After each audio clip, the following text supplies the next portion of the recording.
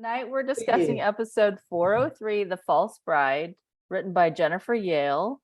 I believe this is her only episode. Hallelujah.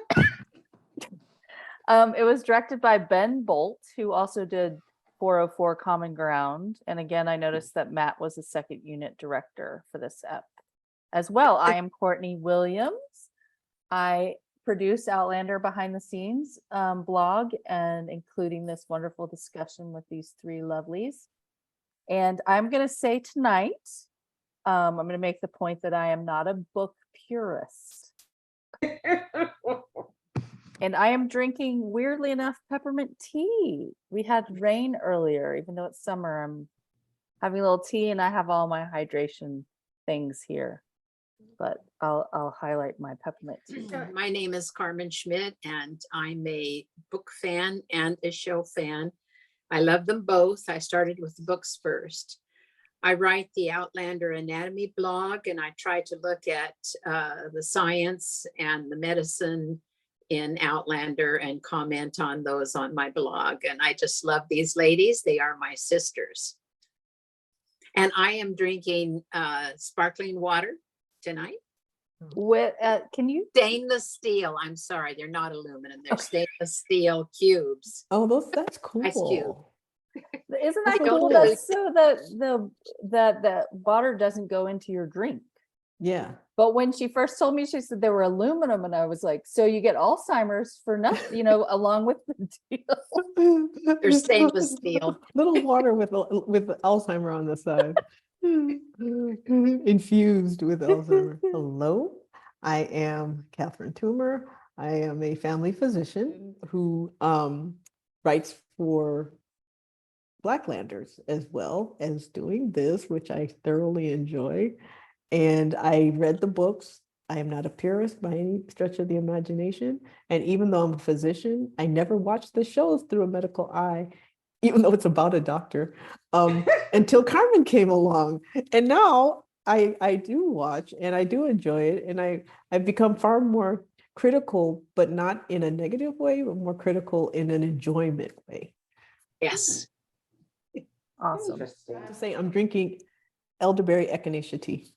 What the hell is with all this damn tea? I know, it's the middle of summer. You're but a here bad we are. influence, Courtney, with all this tea.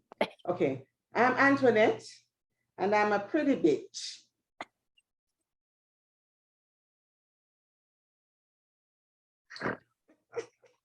Is that it? I'm drinking guava punch out of my rainbow mug, and it has a touch of rum in it, just a touch. Just a touch. Or maybe this is all rum with just a little splash of guava juice. We shall Yes. see. We will see as the evening goes on. Okay, so I'm going to give my overall impression, and then we'll go in our order. So the first time that I rewatched this episode for our discussion, again, I had not watched it since the original viewing in late 2018. I was watching along, and I thought, this is a good episode. What was my problem? And then at some point, things started falling apart, and I said, oh, right. So, it's hard to give it a rating because some parts were excellent and some parts were very poor. So overall, I think I would have to say the very poor parts probably overshadowed the excellent parts for me, unfortunately. My overall impression was that it was a decent episode, and I did like it this time around more than I did the first time I watched it.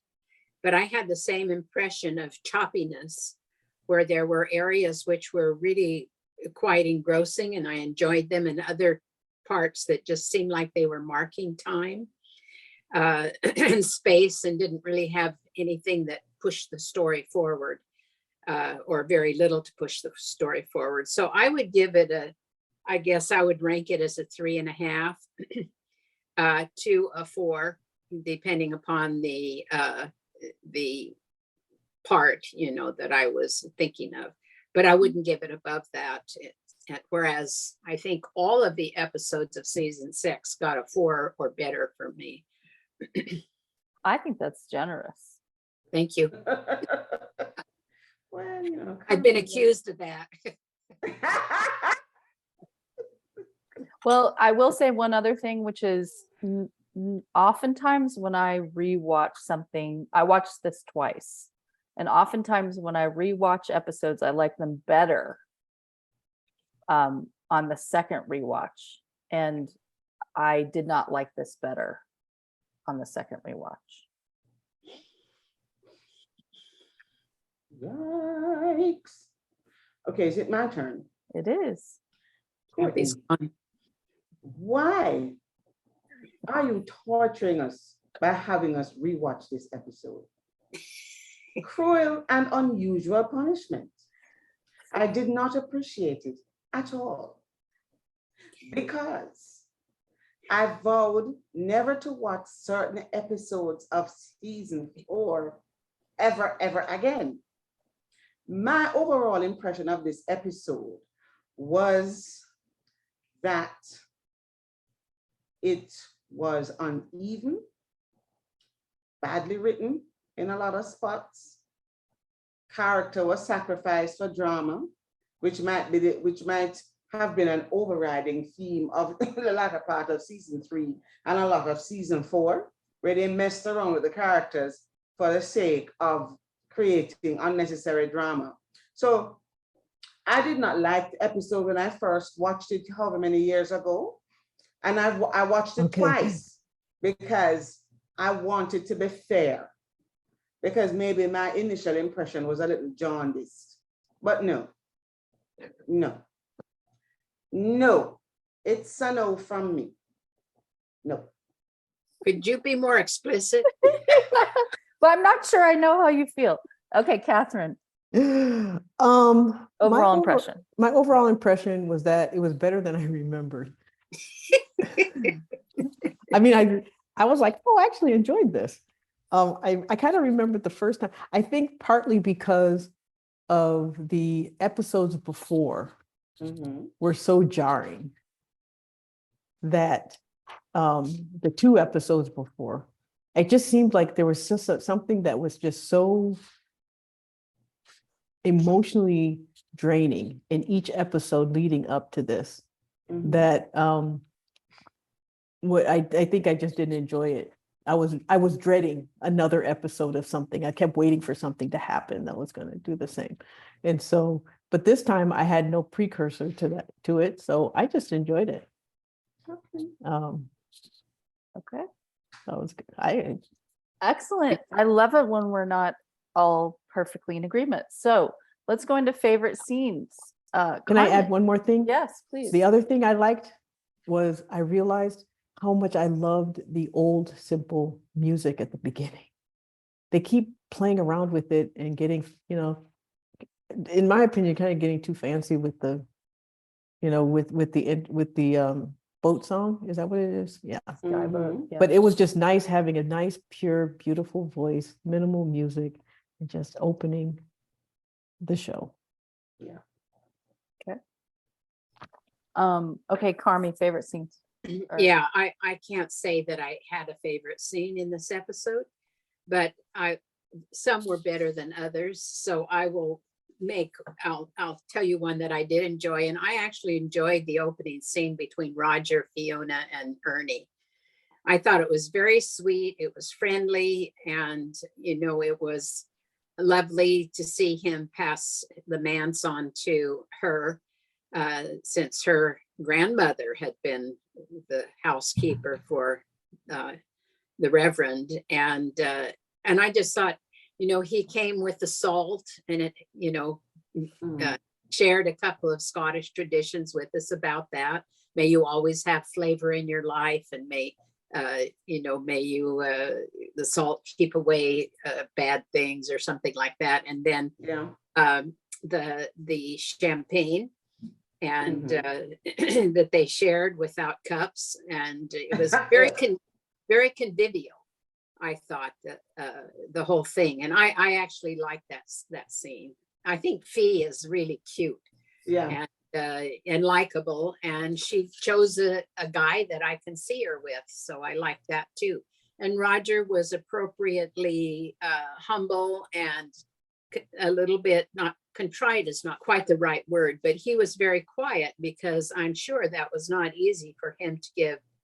He didn't give it, he sold his home to her, but to give it up, and where so many of his memories had occurred there, but giving it into the hands of somebody who I think he had faith would care for the home and take good care of it and love it the way it had been in his family. Yeah. That was a good scene. I agree. I really like the scene with Jamie and Jocasta when he was leaving and when she gave him the candlesticks. You know, that gave me so much hope. I mean, when I saw it first, for how the Jocasta character would bring some richness, and you know, we could see another side of Jamie because we've never seen him interact with his mother. And I thought that Jocasta would have been a lovely mother figure for Jamie. So I really thought that scene was nice and tender, even though they were at contretemps at the beginning, but I really liked that scene. And of course, then they had to ruin it with Mercasta, and you know, that's another story for another day. That was also my favorite scene. I think it was the best scene in the episode, personally. Maria Doyle Kennedy as Jocasta is just great. You know, when she's just sitting there and he says printer and she's like, printer. You know, exactly. You know, she just plays it so well. The loving, but yet all the layers of Jocasta, of the conniving and the strategic and manipulative, but yet also loving, you know, and they wove all of that into that short scene, which I thought was really great. And Sam and she, I thought, played off of each other very well. My second favorite scene was the one where Jamie says, "Do you trust me, Claire?" And she says, "With my life." That it was just that short little piece at the end before they look at the Fraser's Ridge. Stop it! Stop! This stuff, and they're looking at each other, and she feels like Claire and he feels like Jamie, and that is, I thought it was like 4 lines of a beautiful exchange between them. That was my second favorite. My favorite was the musicians, the scenes where they were playing, because they were actually playing. There's nothing annoys me more than watching, especially when someone plays a violin, because there's a violinist, when they're not really playing. And this time, everyone was playing. Even Rick was playing, and his, you know, he's a very good musician. So it was just nice. That was my favorite. So even though it doesn't really do a lot for, I'm sure, for anybody else other than fill time, I thought it was great. Okay. I love that we got that again from you. That's awesome. Yeah, I actually enjoyed the scene between Ian and Jamie where he convinces him that he's a man now and he should be able to make his own choice. And, you know, reminding him that he had already gone to war when he was younger than Ian was. And, you know, he really made a lawyerly presentation, I think, to Jamie. Jamie didn't have much choice but to say, "You're right. You know, I mean, that's true." Said he got captured by pirates twice and yada, yada, yada. And he made it through those, and he felt like this is where he needed to be and he wanted to be here, and should be his choice. And I actually agree with that. I think that's correct after a person gets a certain age. So Yeah. Do we know what his age was? I mean, supposed to be? I think he was like 16 maybe when he was in Edinburgh, wasn't he? About 16.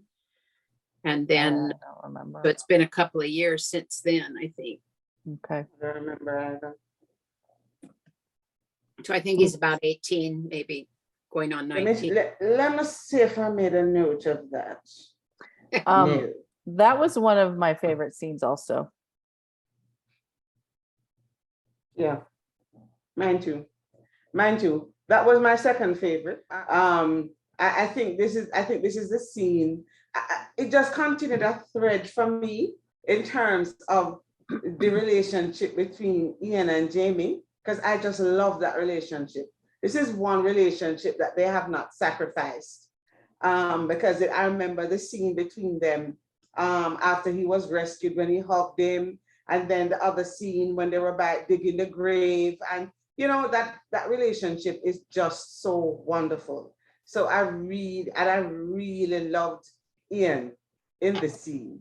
He he was a man, and you could see how he would go on to be a man of worth, because he had his point, he made his points, he wasn't petulant, it was not stamping his foot and I want to go, you can't stop me.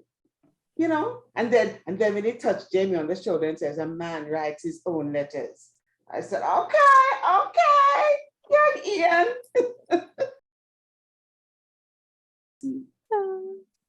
Before we move, I want to insert that I just looked it up, and he was born in 1752. So and this is 1770. So he would be, 18.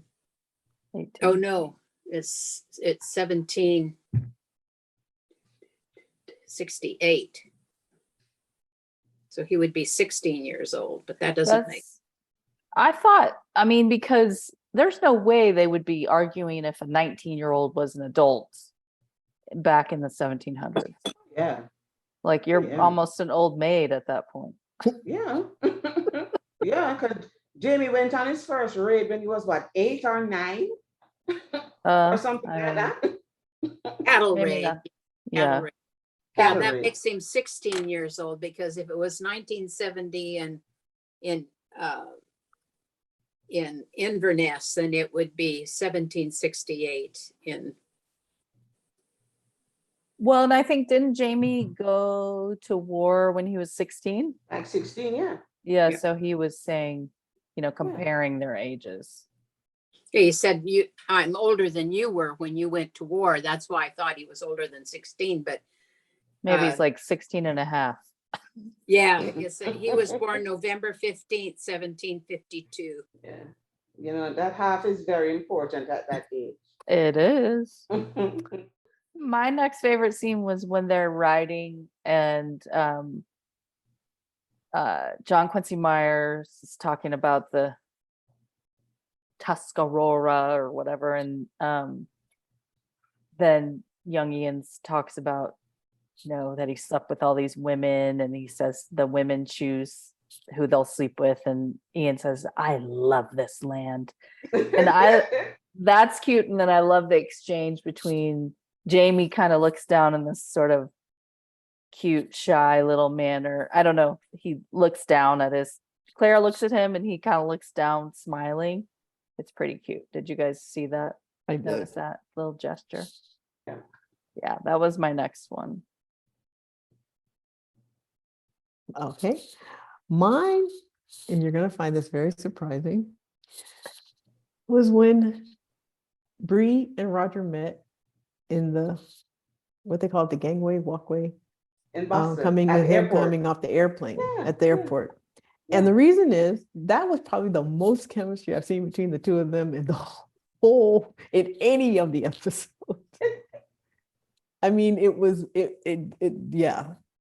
I get that they were convincing then that they had feelings for one another. And that I was very convinced. I thought it was actually quite, the chemistry was there.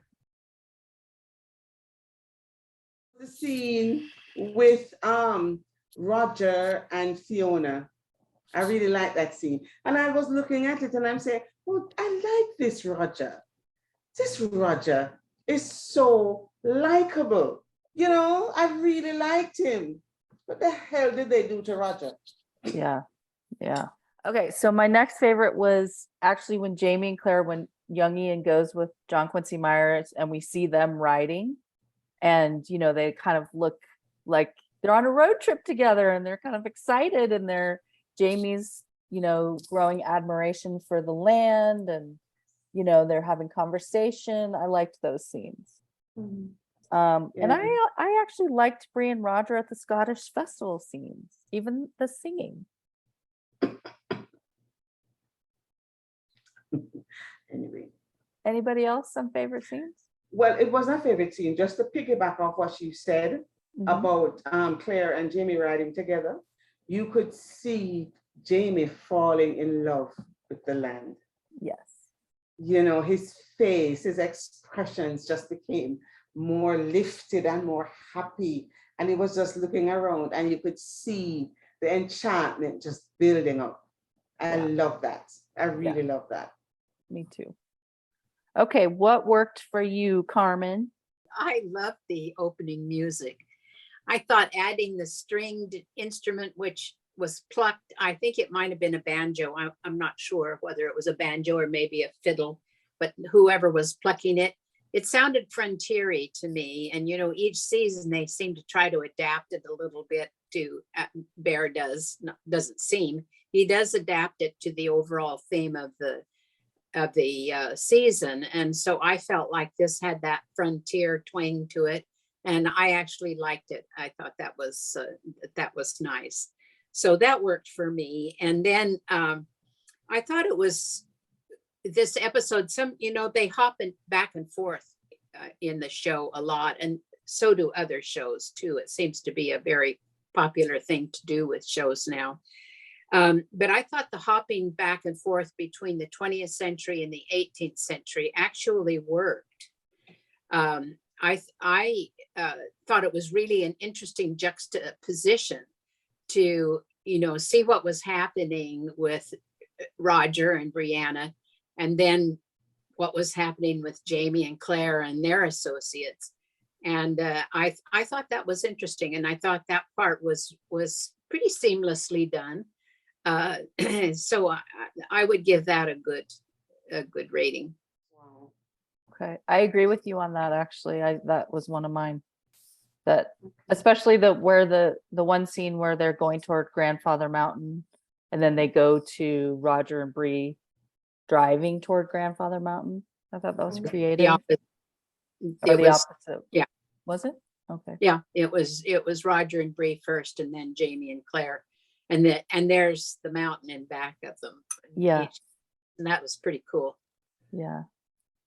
Okay. How about you, Antoinette? Is it because we haven't seen each other in so long where we're also on the same page?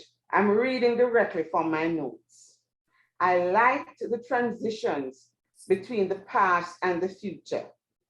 Mhm. As Jamie and Claire leave River Run, it turns into the Boston airport.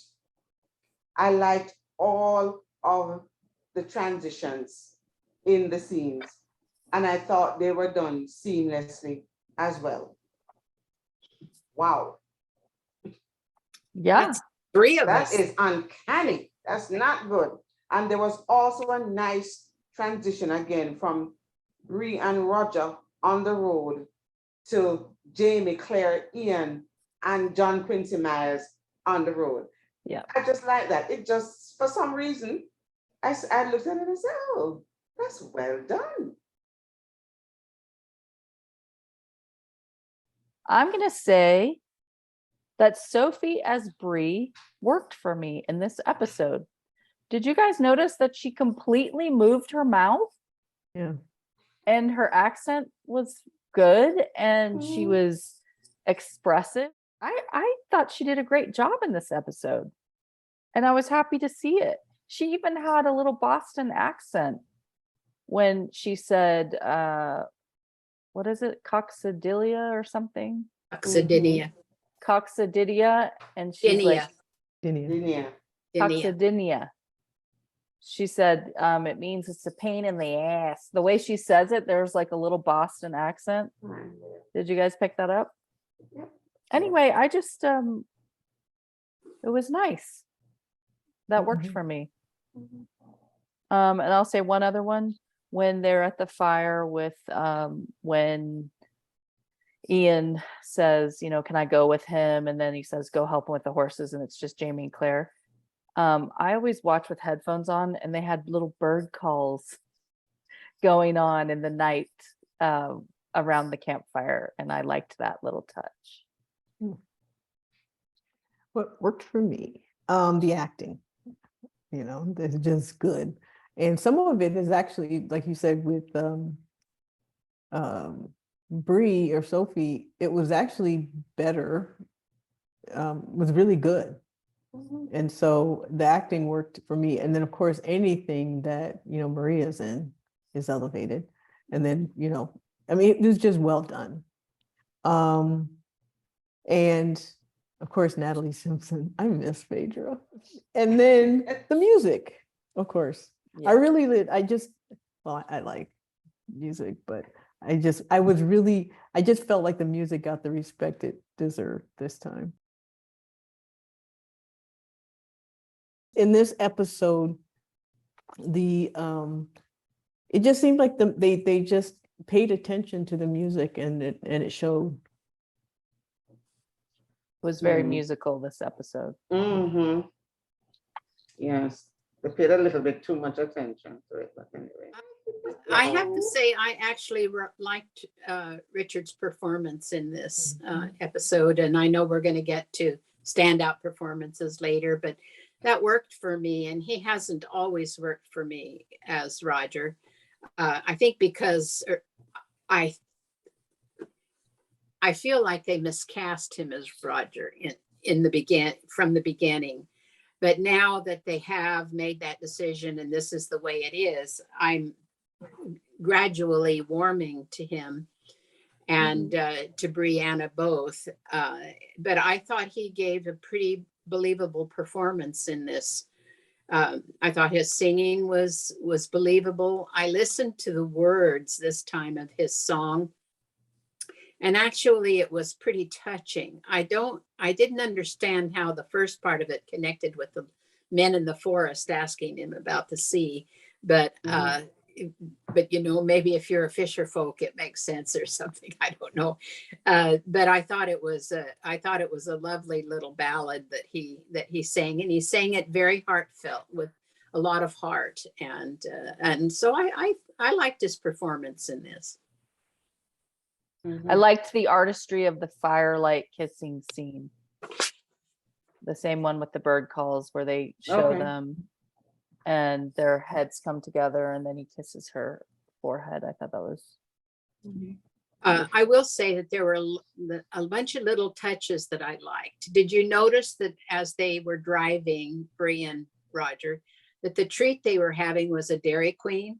Well, I worked in a Dairy Queen in the 60s when I was a senior in high school, and that is the kind of you know, packaging. They still had that teardrop then and so forth.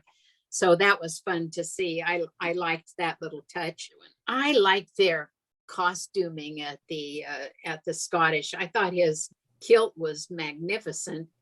And he not only looked good in it, he was very careful with the placement of his knees, if you noticed. Yeah.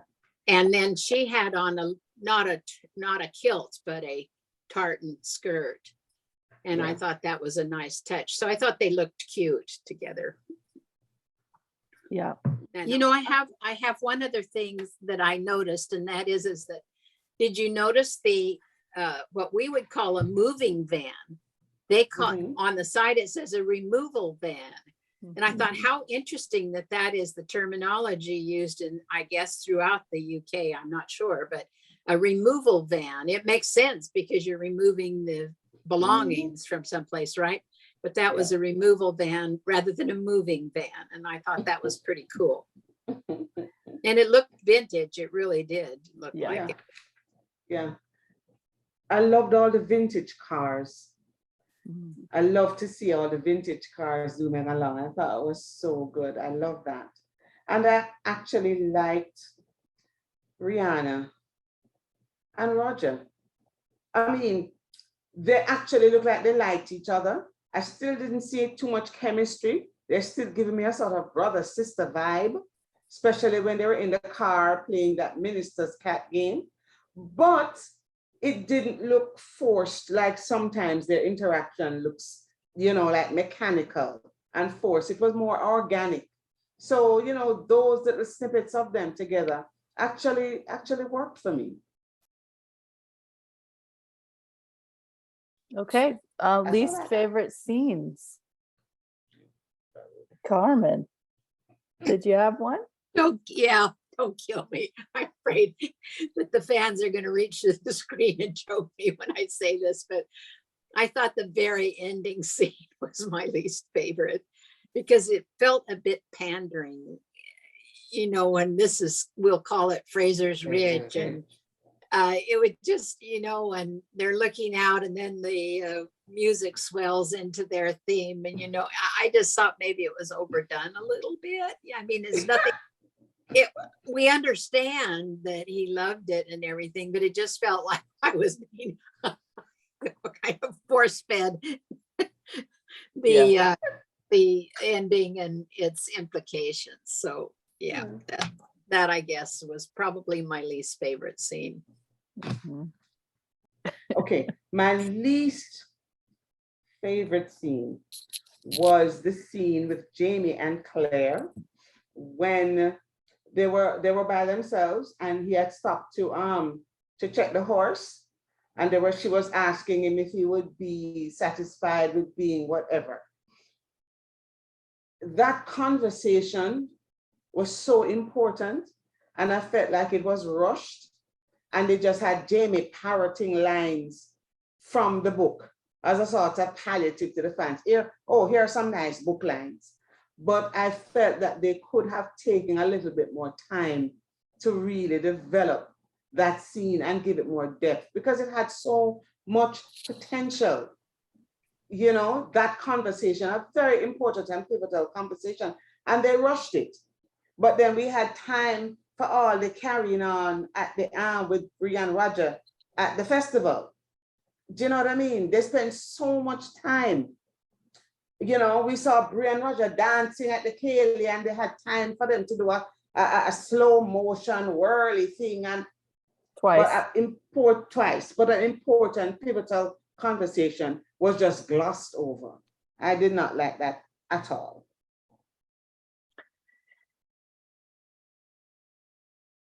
I will say that conversation, I actually did a lot of looking back at the book, and I looked at the scripts because I was trying to figure out what happened in this episode.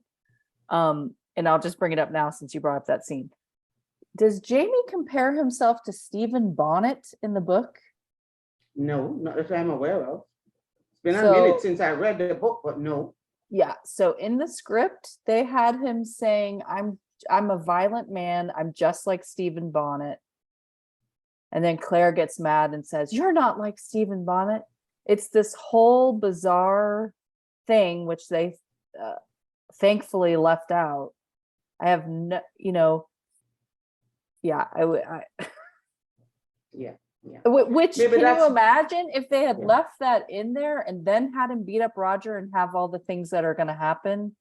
They're trying to draw a parallel, like I am like Stephen. I was like, what is with No. assassinating the characters here? Yeah. Um, Maybe that's why the scene felt so Yes. weird. I think so, because they took out they a had big a chunk. big chunk, because it Right. made no sense. There was no flow. There was nothing at all passing between the two of them. Normally, when Jamie and Claire have these deep conversations, they say so much without talking, and you Well, see the things passing back and forth. There was nothing there. It was just lines coming out of their mouths. and there was no through line because Jacosta's point was he's a laird.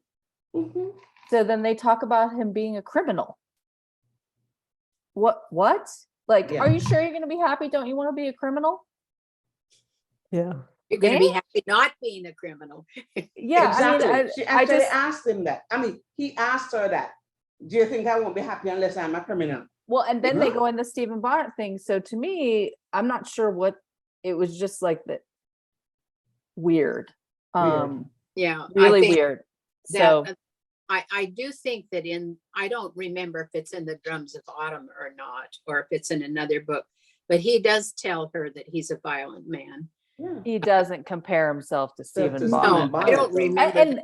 And keep in mind that 2 episodes ago, Stephen Bonnet just cut someone's throat. Yeah. Mhm. I mean, like, I was Yeah. like, what the Unnecessary. hell? Anyway, Yeah. okay, so Yeah, my he says he's least, a bloody man. He didn't say he's a man of Yeah. He says he's a man of blood. Yes. Anyway, yeah, but he's not a yeah. sociopath, right? Yeah, he's not evil. Right. Jamie's a man of violence, but he uses his violence. And he, in this dialogue, he kind of goes on to say that I am like Stephen Bonnet. There's the only thing that separates us is, I forget what it said, something like, I don't know. But I thought, oh God, if they had put that in there, people would have rioted. So my least favorite scene. Hold on. Yeah. Sorry. Mhm, I had one more. I mean, it's a continuation of that same scene mhm. where Claire runs off to get the mule. I wanted to say, bitch, you're gonna run off, get into trouble, and Jamie's gonna have to come rescue you. Why would they have her do that? Jamie specifically says, do not go. I'm going. And off she goes. God, I hate it. Well, I think it's the same thing that they're always trying to push her being the active element in more so in these earlier years than they are now. I feel like it's more balanced in season 6. But in the earlier years, I feel like they were always trying to push her to be the tough guy, Yeah. tough girl. Yep. Yeah. Okay, so which that segues perfectly into my least favorite scene, which is a little snippet. And I have several least favorite scenes, but did you guys see after the whole otter tooth thing, et cetera, when they're leaving, they're both on their horses. Claire is leading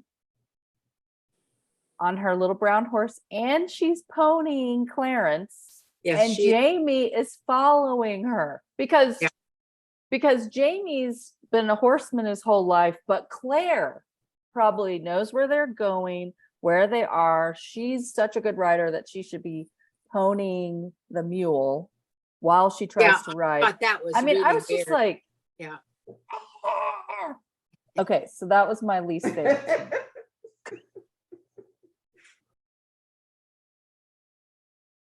My least favorite was the cat scene between Roger and Bree. I didn't understand it in the books. I didn't understand it in the scene, show. I love it, What in yeah. the heck is You that mean- you game? mean I the don't minister's get it. cat I just foolishness. don't get it. It's a Me road neither. game. You play the ABC signs, haven't you? Yeah. You're on a road trip. That's all it is. But I was like, how do you win? What's the strategy? How do you play? There's no I just hated win. that scene. Oh. So cat is They- a thing cat. I think that the strategy is that you try to come up with the word that stumps your partner. Yeah, it's like Okay. Scrabble, kind of like verbal Okay. Scrabble. Well, Scrabble. Yeah. okay.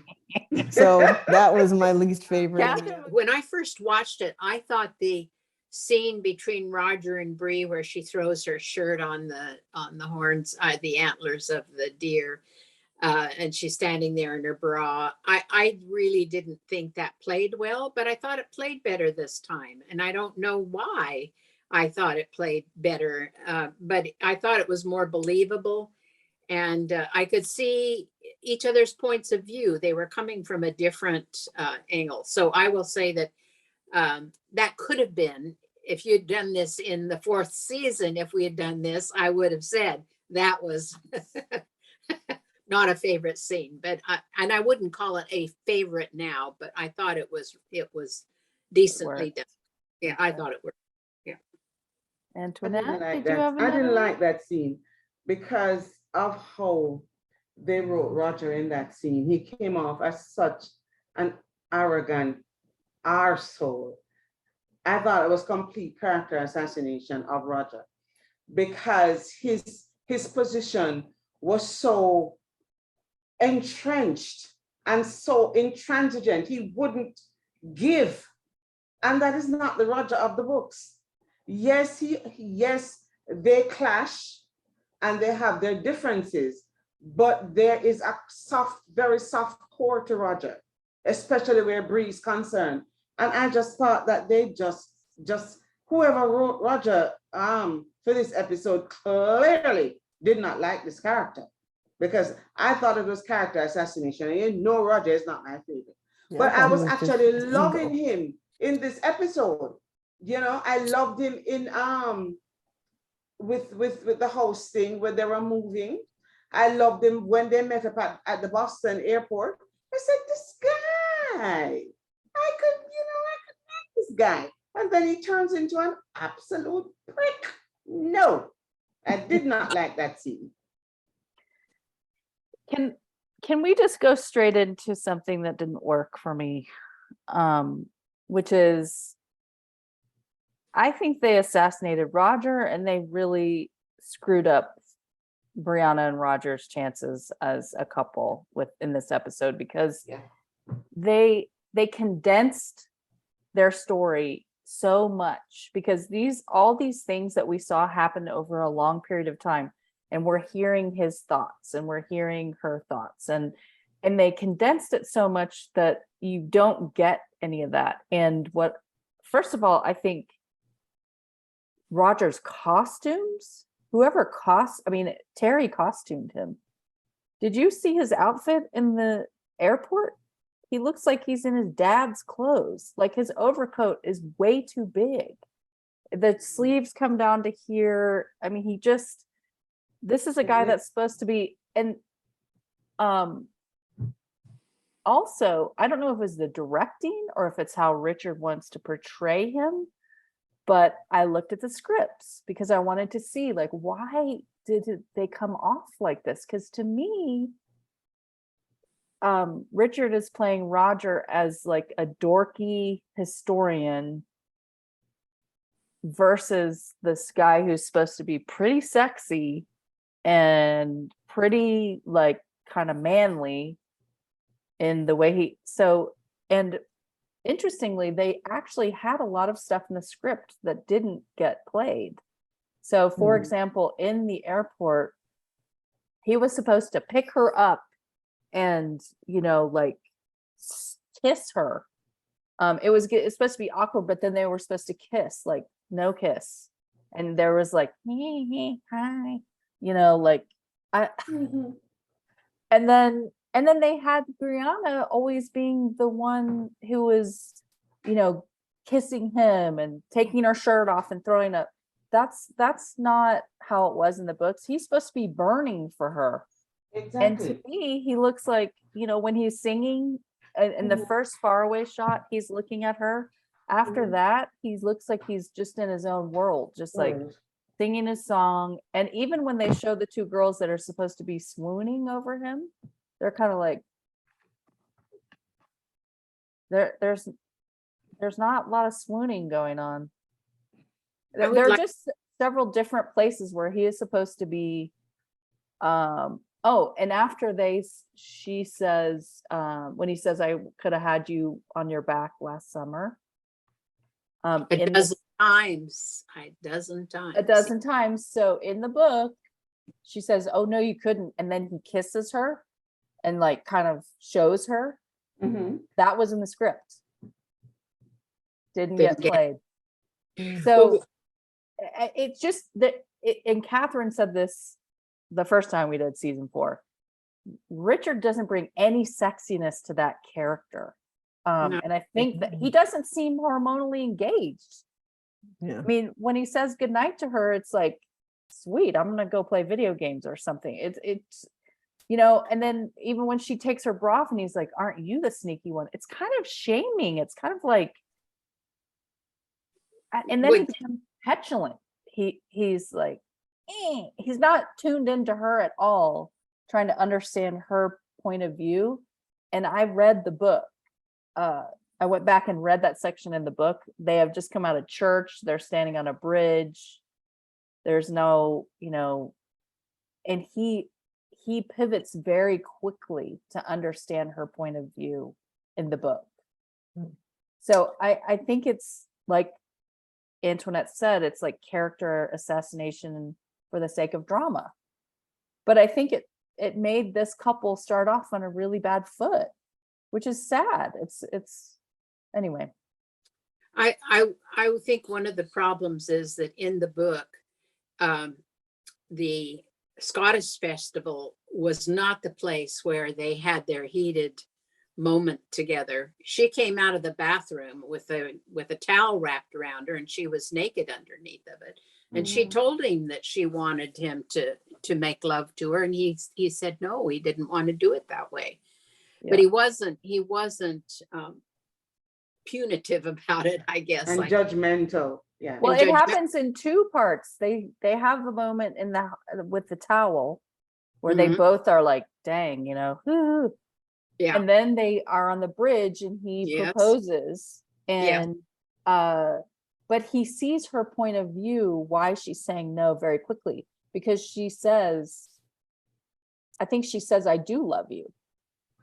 So in the show, they make it so she says, I didn't say, he says, you don't love me. And she said, I didn't say that. yeah, they leave it That's open not, for the that's not drama. the same thing as saying, I love you, but I'm not ready to do this, which Yeah. might have Exactly. him to understand it a little bit better. Right. Yeah. And he had no motivation to try to understand her in the show. He's like, well, that sucks, and I'm out of here, and you're a slut. And I mean, that's kind of how it, you know. Yeah, that's how And- it played. And I felt like Sophie played Brianna true. So I'm not sure what happened to Roger. And then when they go to the calling of the clans, and he's like, Tulakar. I mean, I was like, I understand Antoinette after rewatching it. The opal that was so hot in later episodes was so cool. And this one, she didn't make any indication that it felt warm in her hand, which was the way that they found out that Jemmy was actually a traveler, was because he held it and it was hot. Oh, good. And all of them who touched it, who were travelers, said it was hot. And so I that didn't work too well. And the other that didn't work for me was this whole, respect for Native Americans with the John Quincy part. And he's going on about, this and, with their land and all this, whatever. And it's like, but the episode before, he's walking along and there's some child laboring under huge buckets of water and he doesn't even notice, so it's like, it just, that whole, mystical Indian, whatever trope, it just didn't, all of that just, yeah, it's like, we've got to put it in there. Some of it was in the book. And yes, it has to be mentioned, but I thought they just kind of stretched that out a little bit too much. Yeah. They overdid that part. Yeah, I agree with you, Kathy. It wasn't organic. It's like he was on a soapbox delivering a speech. Yeah. Yeah, and I'm saying that's not believable coming from him anyway. And why don't you show the respect rather than soapboxing it first, like we're little kids? Gather around, little kids. Let's tell you how we, respect the Native Americans and their traditions. One, then two, and I wanted Or to say, even shut up. Ian in front of Claire would not have been asking him about how many women he slept with. Slept with. No. It just didn't, I don't know. It just, that whole scene was like, This whole episode is full of stuff like that. It's Just very stuff- contrived. Yeah, contrived. Just stuff that is inauthentic and horned in and just, ugh. Yeah. It just took away from the few really nice moments. Yep.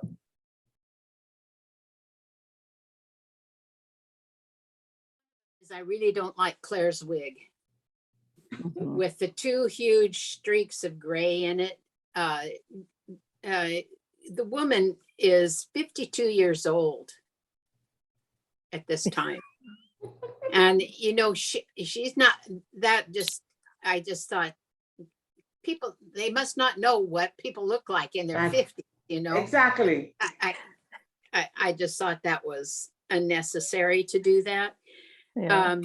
I also want to know why Jocasta would have Ellen's candlesticks. She left Scotland with nothing but the gold, basically. Mhm. And, you know, her daughter was shot on the road and by her husband. So the two of them didn't have much belongings with them. And I don't know why she would have Jocasta's candlestick. Who would give them up to her? You know, even if they were sent later, who would give it? Wouldn't they be kept by the people at By Lollybrock? Jenny, yeah. Yeah, Jenny and her whole crew of kids.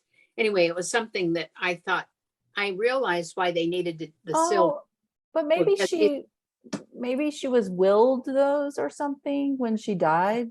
When Ellen died. And when Ellen died, she left those to her sister. Yeah, but that would mean she'd had to have them on that coach. Yeah.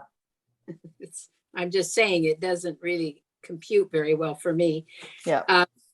So those were two that didn't work. And then I want to come back to the business about Roger and Bree in their fight scene, which started out passionately and then ended passionately, but a different kind of passion. She slapped him really, really hard. That was a real slap. I think she let Was him it have though? Because would it sound like that on that hairy face?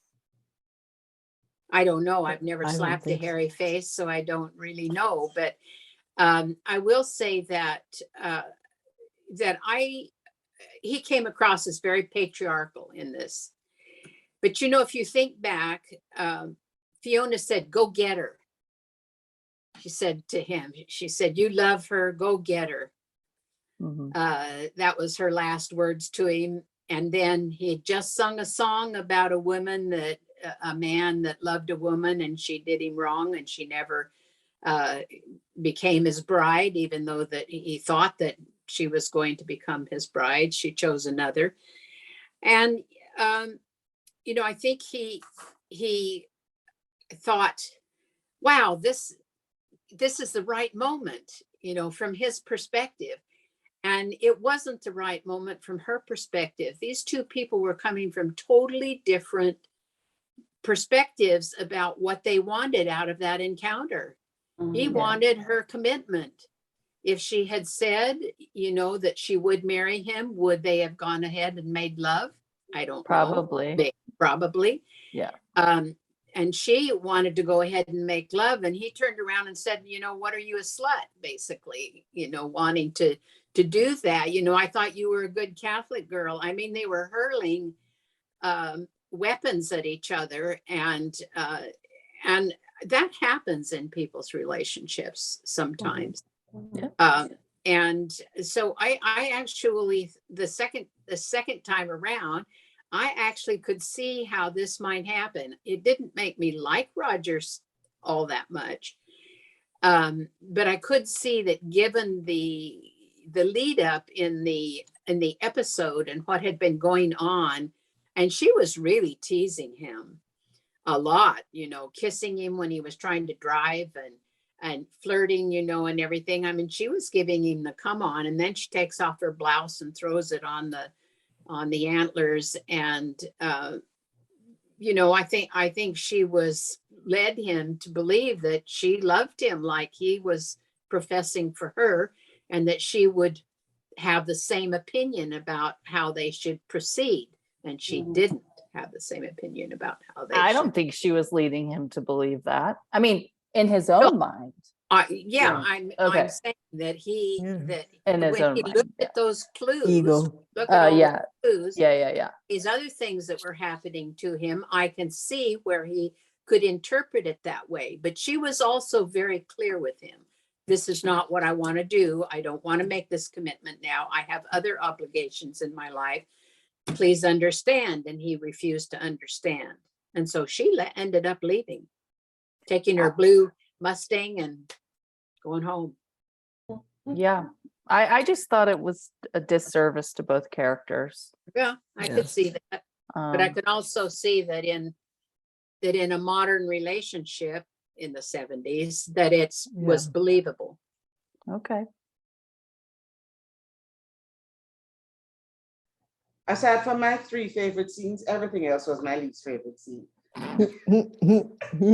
What didn't work for me also, Yeah. we have to give a shout out to Jamie's horrible raccoon looking, squirrely looking wig. Okay? All right. I actually like this wig. We won't belabor it, but we have to give a shout out. Catherine like just it. said she Jamie's likes horrible his wig. wig. I like the bangs. I like his wigs with bangs. He has bangs. I like his bang wigs. Oh, I love No. our diversity. Curly So- bangs on a man with a high forehead. He looks Exactly. like I he's think they permanently needed the wearing a bangs. hat. You know, I like think his- Daniel Boone his- with a I think raccoon his- hat. I think his high forehead is iconic, though. It's him. Exactly, So I don't that's mind. Jamie. I don't mind it when he shows it. Exactly, that's just part of Jamie. His high, well, but Dan is always calling it his high Grecian or whatever, something forehead and his thin nose and whatever. But this raccoon hat bang thing, look, and if it was well done, but it looks like they rescued it from under a bus in the parking lot and just jammed it on his head.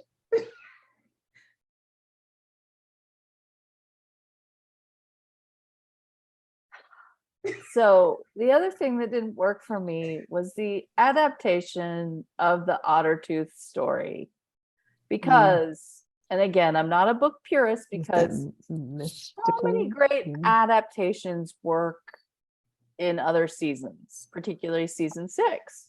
In the book, Claire is gone to deliver a baby. Jamie has no idea when she's coming back. The baby's born. There's a big rainstorm. She decides to come back despite the big rainstorm because she doesn't want to get stuck. And then she ends up, the lightning strikes, she falls off her horse, blah, blah, blah. Now, unless Claire is a really low IQ, she did not ride a really far away from where they were looking for Clarence. So you can't tell me that Jamie the tracker, Jamie the mountain man can't find her. And then just the way they showed him, you know, even his lines, I could be projecting, but I felt like he was, you know, when he was like, I had such a hard time tracking you in the rain and I had to wait till it stopped, and whatever he said, I could feel like he was like, this is not my character. But you know, just the way he's sitting by the stream waiting for her to show up. And let me ask you this. So if you think through this, so that they had to engineer it so that Jamie doesn't rescue Claire, right?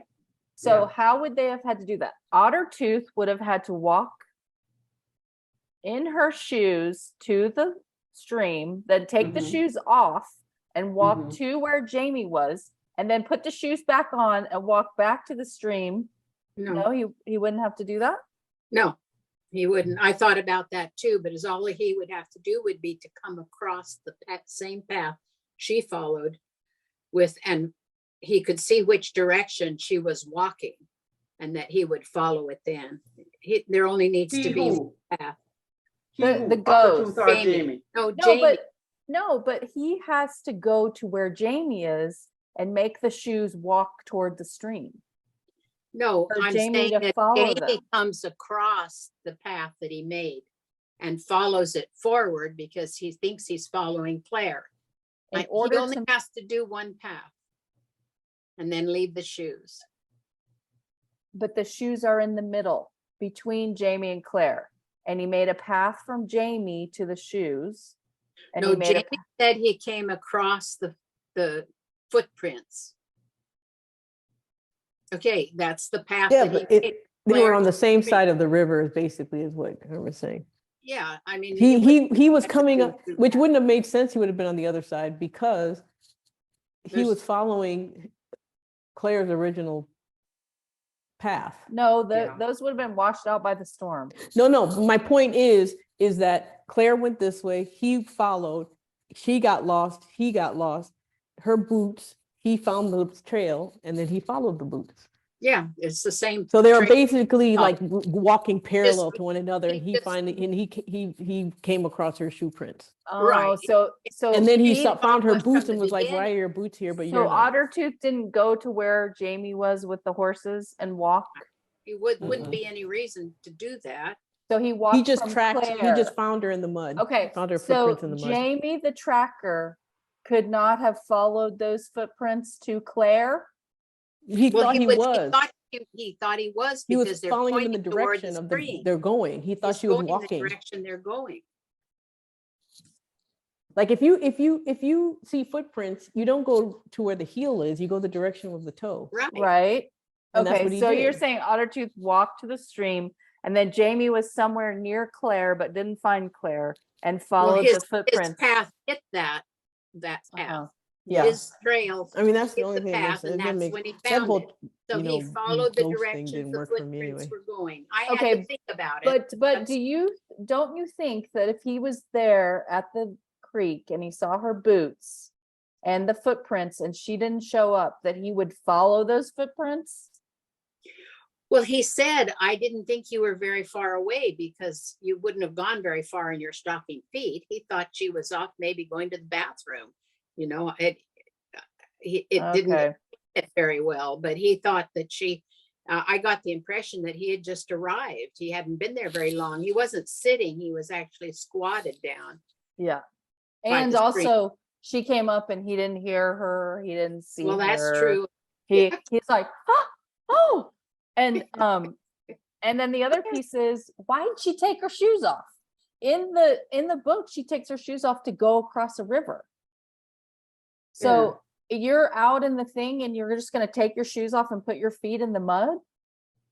Well, she was under the Tree. protection of that fallen Yeah, tree. but did you see when she sat down and went squelch Yeah. and her I was stocking wondering why got she all took her muddy? shoes off too. Yeah, I'm that saying- She took her shoes didn't off make so the sense. ghost could take them. And then she slept she slept in her satchel. She took her shoes off, but she slept in her little bag. I don't know. The whole thing. And then Jamie says, Jamie, about last night. Oh, Sassenach, don't worry, you've had a harrowing night. Why don't you wash? Jamie never says that. I mean, like, come on. Why don't you wash and rest? And the next thing, is she washing and resting? No, she's like polishing her skull. The whole thing.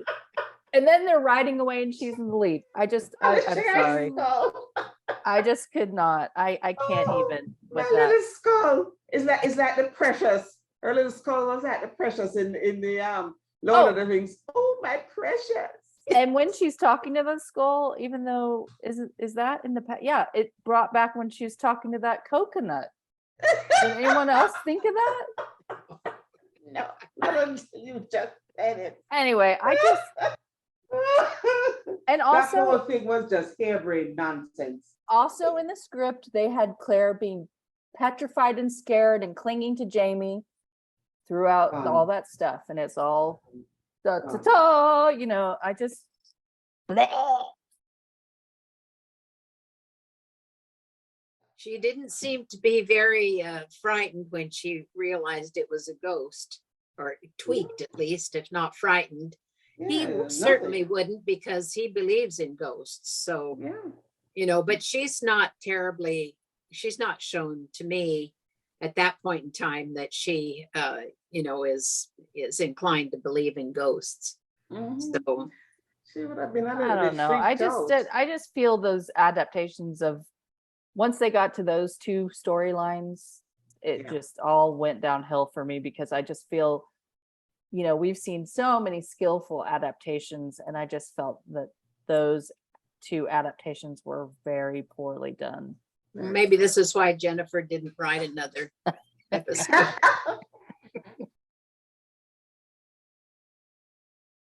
Okay, did anybody else have anything that didn't work for them?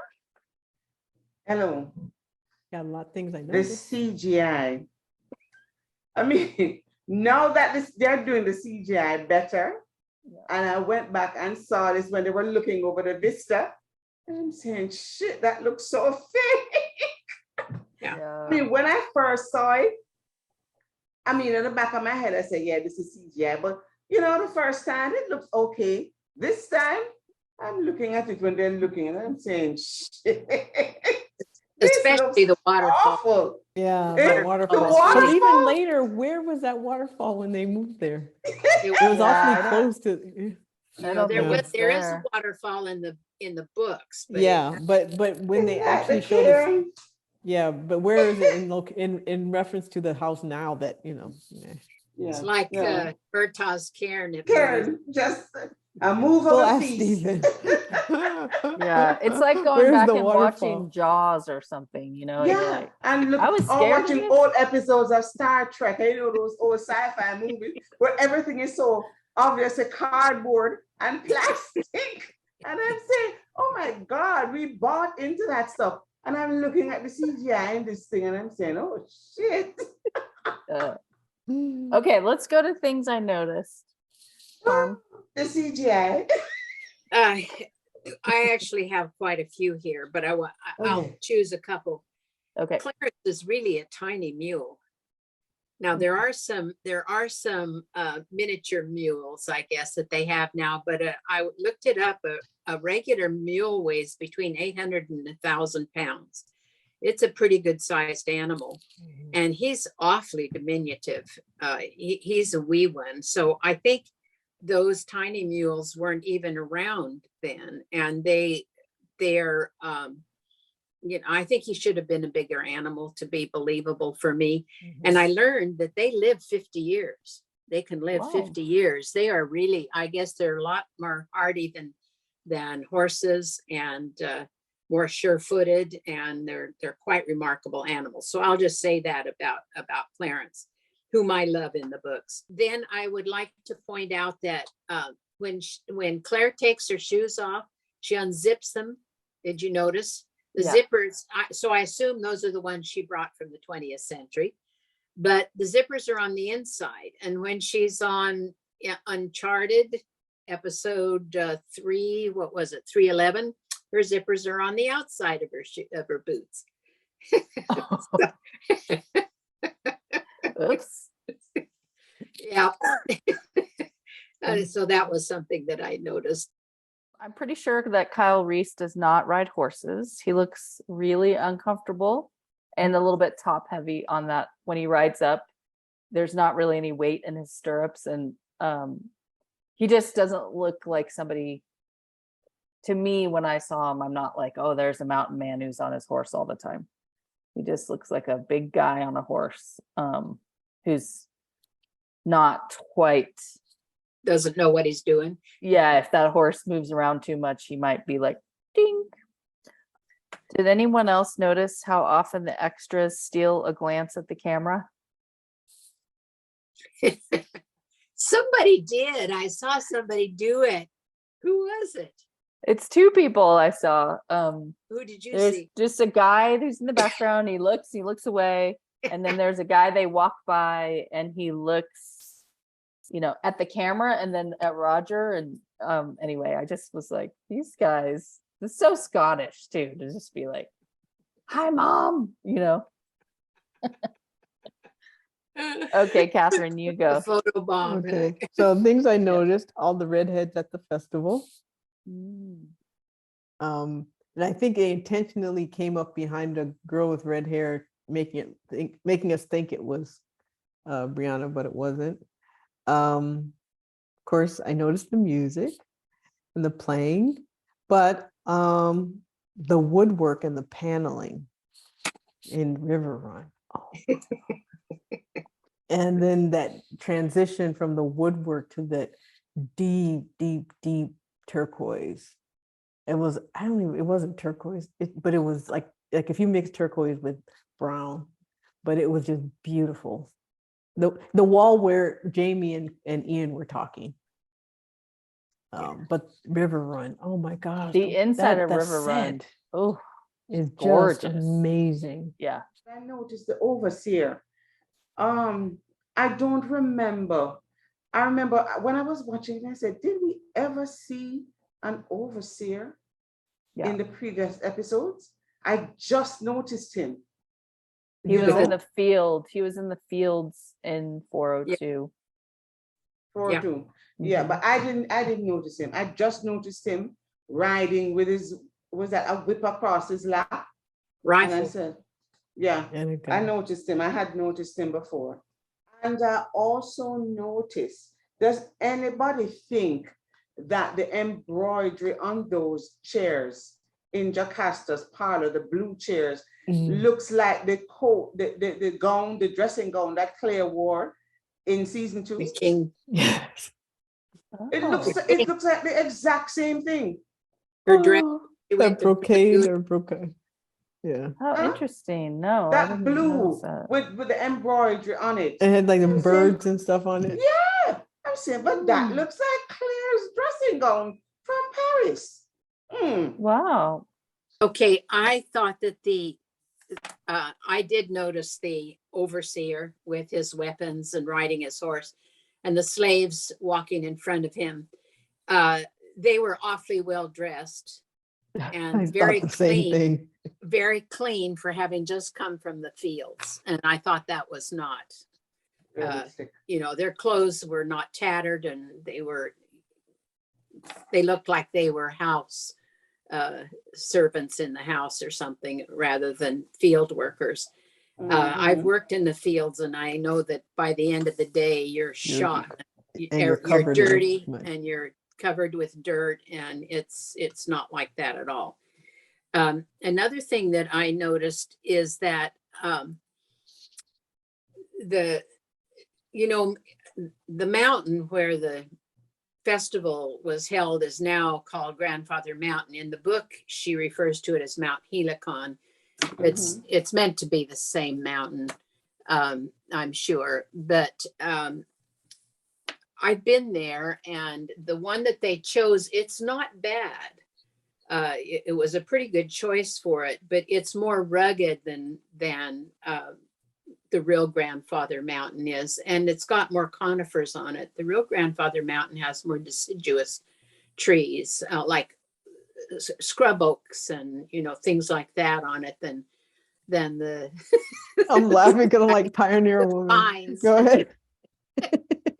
Only you You would go, notice. Pioneer I Woman. don't even know what the hell a It does have- deciduous tree is. It's an older mountain than the ones in Scotland. The Scotlands are sharper, the one they chose anyway, and and Grandfather Mountain is more rounded. It does have some limestone areas, outcroppings on it, and then these deciduous trees filling it in, but it has a more rounded profile. Nonetheless, I thought they had worked on trying to find one that came as close as they could that was in Scotland. So Carmen, What- what's a deciduous tree?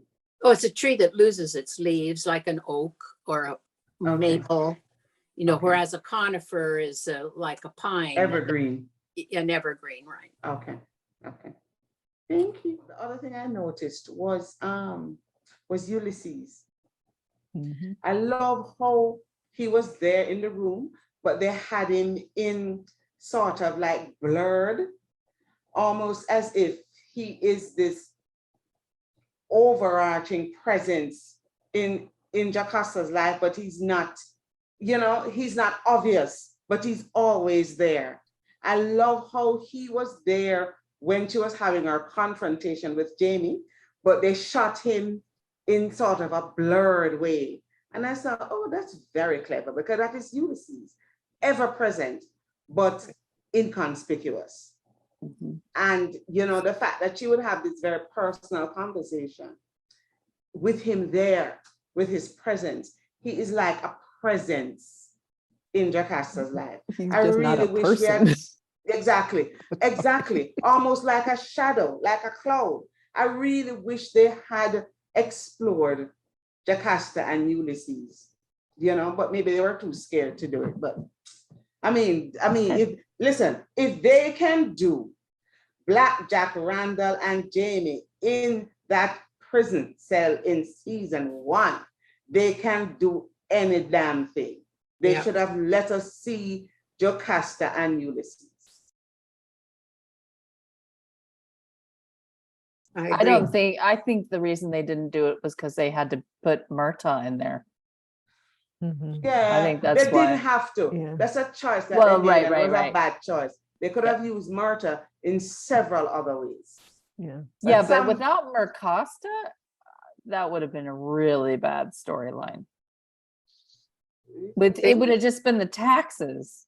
No, Like at least I would have preferred the taxes. Can I tell you? okay.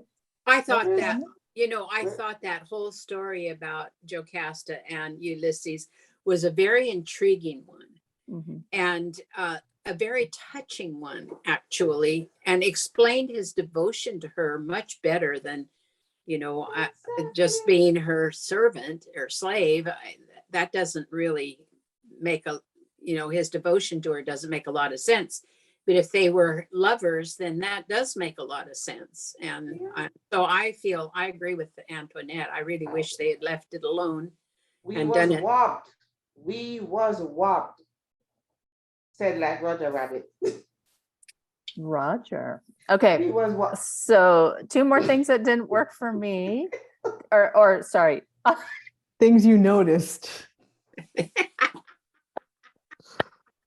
Yeah, we're such Lordy. bad Okay. people. 2 more Why are things such that I bad noticed. people? Did you guys notice that the song that Roger was practicing in the Fiona scene is the first song that he played that we heard the end of? It was the same song. Did you guys notice that? That he was singing.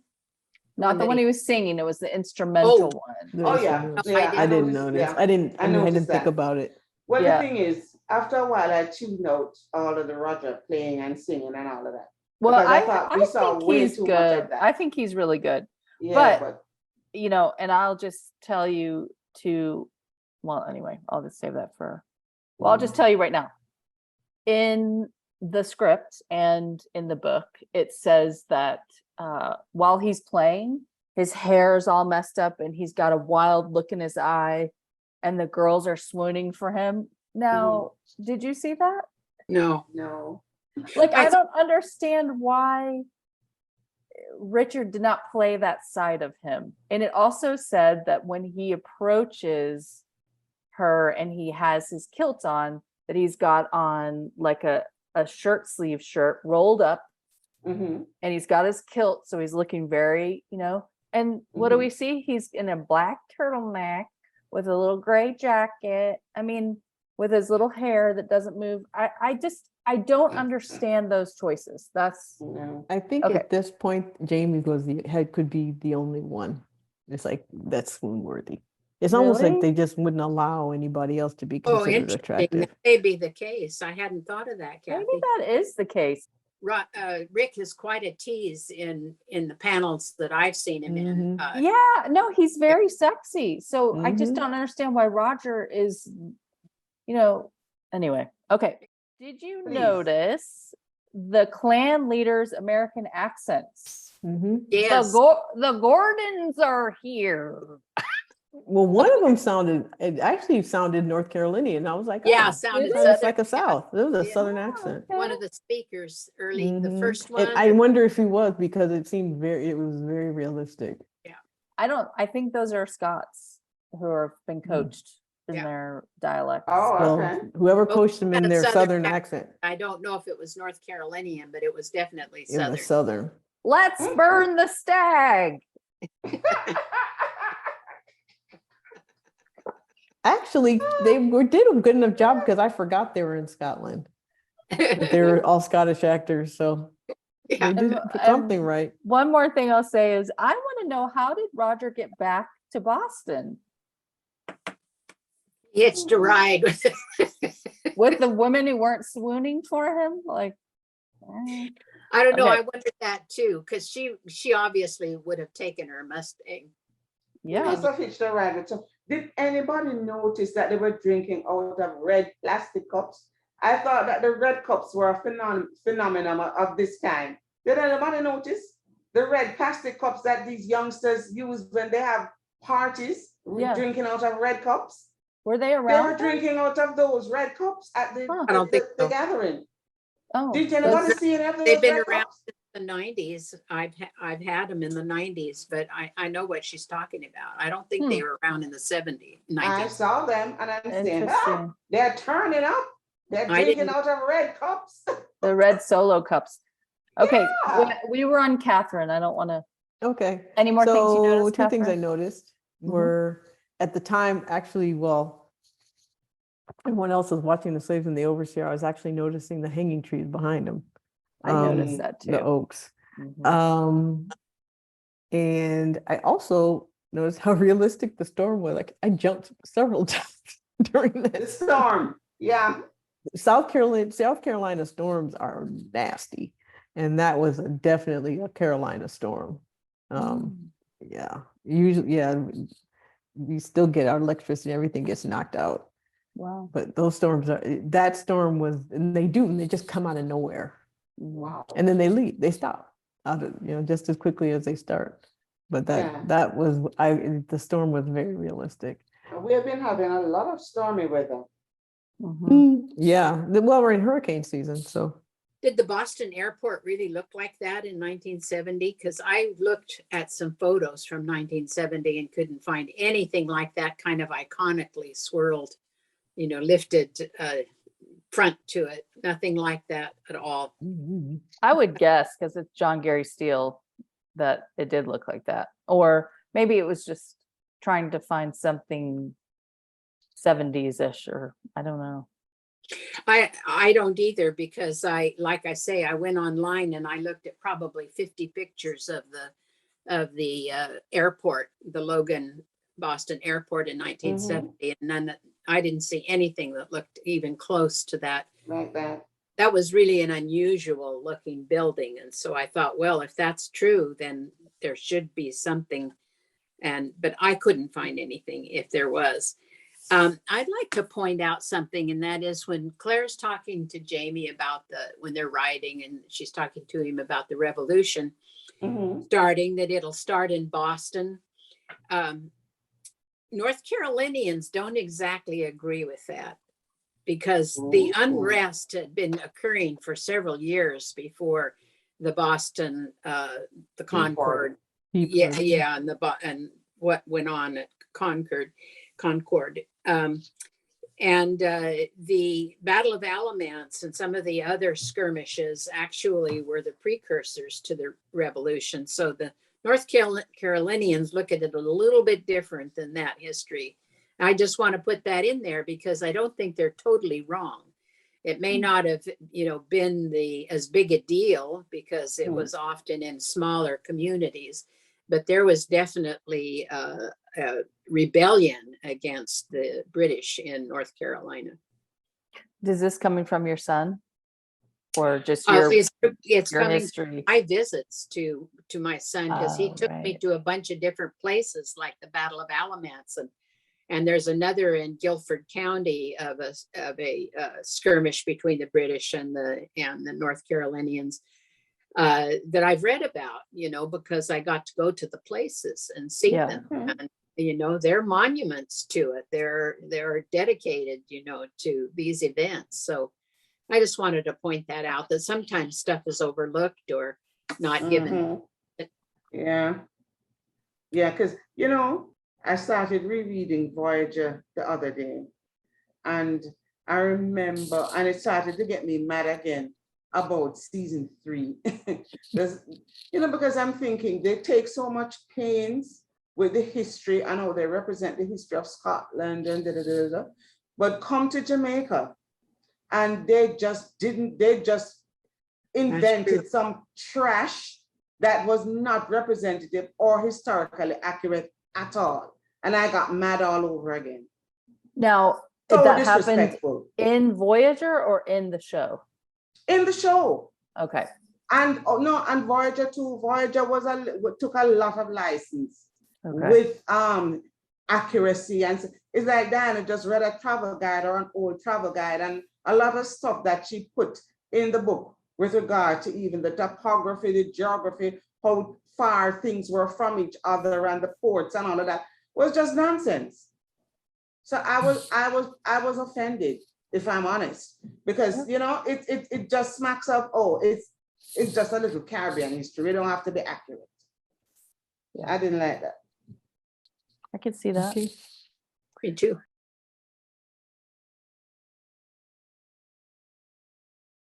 I've seen wild strawberries a number of times, and I've never seen any with berries that big.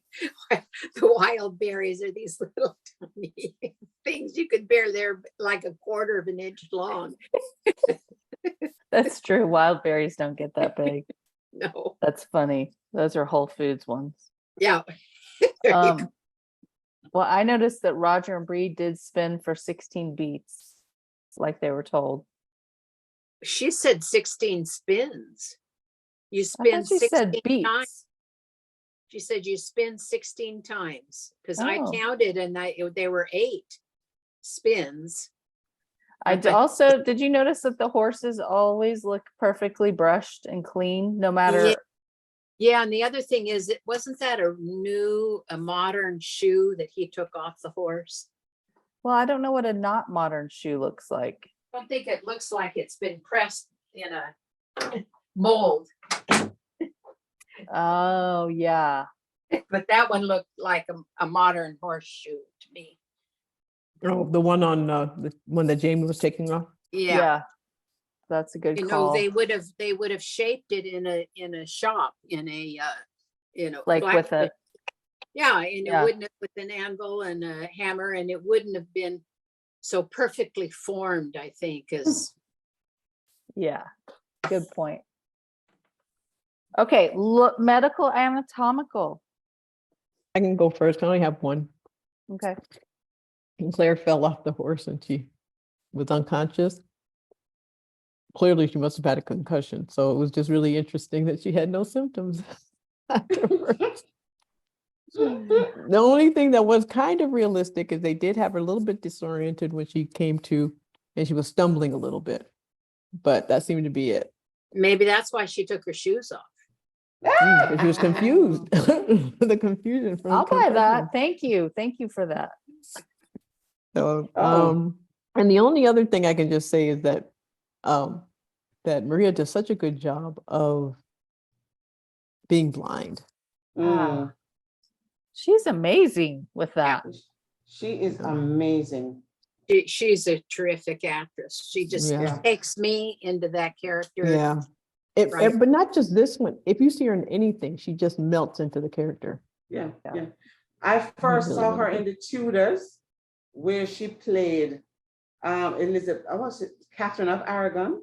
Mm-hmm. And when I heard that she was cast as Jocasta, I remember I was so excited because I said she is going to kill it. Yeah, she Yeah. And does. she sure did. She does. And sure Mhm. does.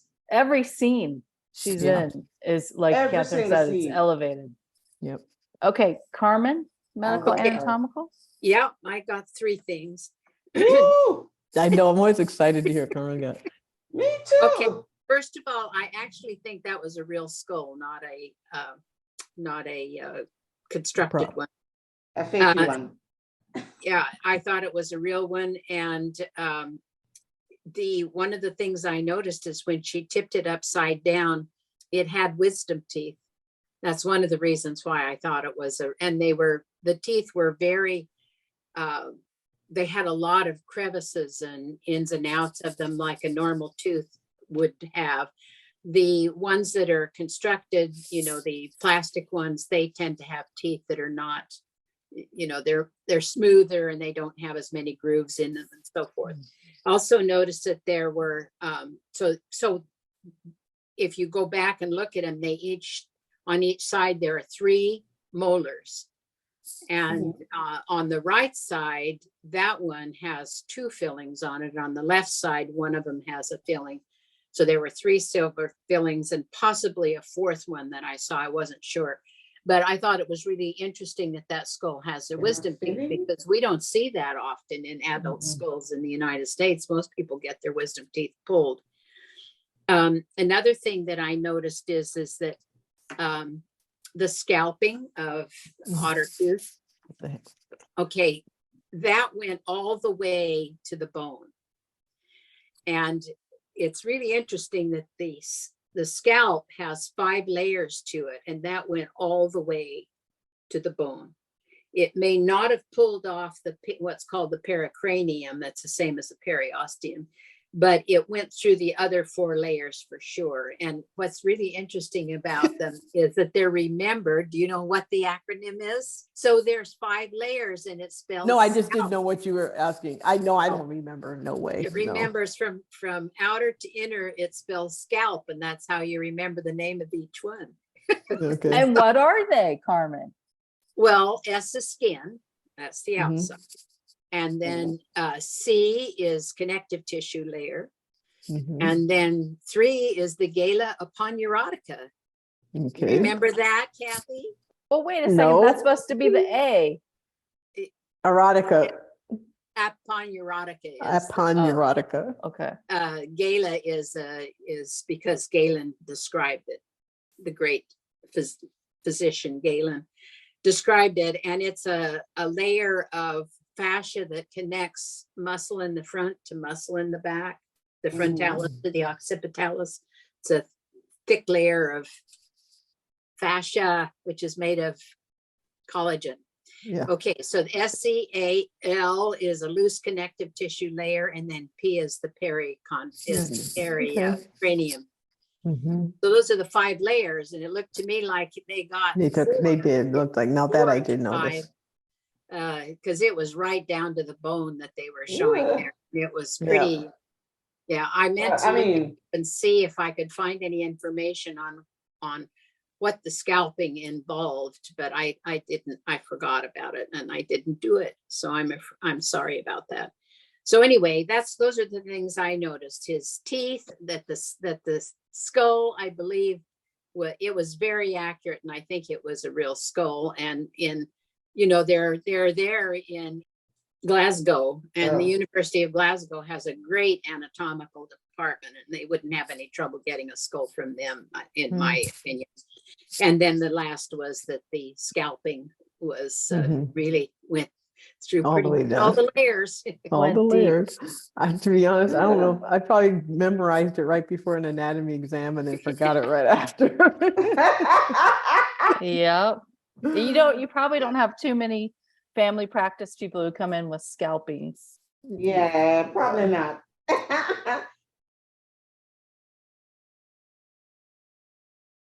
I have had to look at autopsy photographs and so on. And when you see a picture of it, somehow it doesn't make me like when I see it, realize I can feel more, Yeah, because I told them, don't ever send me to watch an autopsy. No, I will look at the pictures, but I'm not watching no live autopsy. No, Yeah, not doing it. I don't blame you. Well, then I won't invite you to the dissection lab. I love you, Carmen, but no. Yeah. There are No. limits to every relationship. Limits. No, pretty no.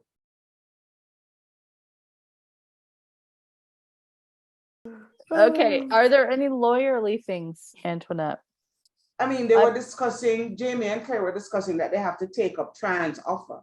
But Jamie had to have the land surveyed. I don't think they showed that in the show, but in the books, Jamie was very, very knowledgeable about the fact that with this land grant, he had to get it surveyed and get the deeds in his name to secure it, because that grant that Tran gave him, right, would not have been recognized unless Jamie used it as the foundation to get the deeds for his land in his name. So I thought it was interesting that they referred to, they're gonna have to take up Tryon on his offer of the land grant. Okay. So they didn't really own Fraser's Ridge. They were what you call owners in equity, because Jamie hadn't yet surveyed it and become the legal, and had the deeds in his name and become the legal owners. Because there are 2 forms of ownership, equity and legal. So you can own the thing in equity, but not own it legally. But he does, remember in a future episode, he goes with Ian and marks the trees of the boundaries. Exactly. Stakes out the boundaries. Yeah. So that's the only mild reference I saw that could have any kind of legal implications. And the assassination of Roger's character. Is that Murder in the That's illegal. first. Somebody needs to be strung up for that. Mm, mm, mm. Say Murder again one. what you ladies were saying. Well, there was also Jocasta leaving River Run to Jamie, and then The only thing about that is that that was in the recap. That wasn't in this episode. She had wanted to, and she sort of announced it prematurely in order to pressure Jamie into Yep. saying so. And Jamie said, "No, I want to be the master of my own soul." But it's weird that they gloss over that in the books because she wasn't married to Duncan at that time. No, she hadn't married yet. Because if she had married, I mean, all of her property would have passed to her husband. So whatever she was going to do in terms of River Run, she had to do it before she was married. Remember in the book, you remember later on, she had to get Duncan's permission yeah. when she was transferring it to Jem. And Catherine just brought up slavery. So since she owned humans, they are part of the property. property, I mean, yeah. River Run is probably valueless without labor and Yeah. most people would not have been able to afford paying people. Exactly. That's why there's so much wealth. Yep, that's how they built their wealth, Mhm. isn't it? That's how the wealth was built. Yes. Other people need to understand and realize that. So she's there. And when you compare and contrast the lavishness of River Run, the inside Jocasta's fine clothes, and you realize that that was built on the backs of slaves. No matter how good Jocasta was to her slaves, yes, they had the gold as the foundation, but the wealth that they accumulated in terms of River Run and the plantation and the tobacco and all that stuff was built on the backs of their slaves. Yep. Yeah.